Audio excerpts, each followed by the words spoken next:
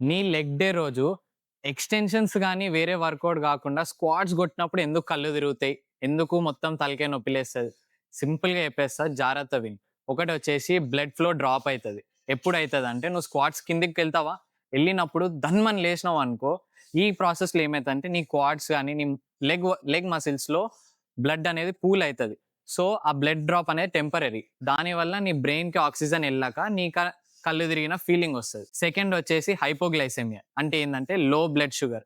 ఇది ఎప్పుడైతదంటే నువ్వు వర్కౌట్‌కి ముందు లేదా లంచ్‌కి తక్కువ ఫుడ్, తక్కువ కార్బ్ మీల్ తీసుకొని ఎళ్ళినట్టయితే నీకిది అటాక్ అయితది. ఎందుకంటే లెగ్ వర్కౌట్ జేసినప్పుడు నువ్వు చాలా క్యాలరీస్ బర్న్ చేస్తావు. దానివల్ల నీ షుగర్స్ డ్రాప్ అయితది. సో, దానివల్ల నువ్వు హైపోగ్లైసెమియాకి అటాక్ అయితావు. దీనికి నువ్వేం జేయాలంటే 1-2 అవర్స్ ముందు మంచిగా హై కార్బ్ మీల్ తీసుకొనెళ్ళు. సో, నువ్వు లెగ్ వర్కౌట్ రోజు గుర్తుపెట్టుకోవాల్సిన విషయాలేందంటే ఫార్మ్. కరెక్ట్‌గా లేస్తున్నావా? లేదా? అది జూసుకో. సెకండ్ వచ్చేసి బ్రీతింగ్. కరెక్ట్‌గా బ్రీత్ తీసుకుంటున్నావా? వదులుతున్నావా? అది గుర్తు. థర్డ్ 1-2 అవర్స్ ముందు మంచి కార్బ్ మీల్ తీసుకొని పో. ఒకవేళ నీ లెగ్ వర్కౌట్ హెవీ సెషన్ అయితే. అర్థమైందా? ఇప్పుడు ఎక్స్‌టెన్షన్స్‌కెందుకు నీకు కళ్ళు తిరగదంటే, ఎక్స్‌టెన్షన్స్ నీ క్వాడ్ మీదనే అటాక్ జేస్తది. దానివల్ల ఏమైతదంటే, నీకు కంపారేటివ్‌గా స్క్వాట్స్ కంటే ఇది తక్కువ ఎఫెక్ట్ పడతది.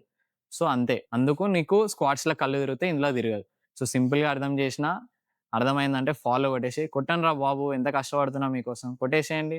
నచ్చితే వీడియో కూడా షేర్ చేసేయి. See you.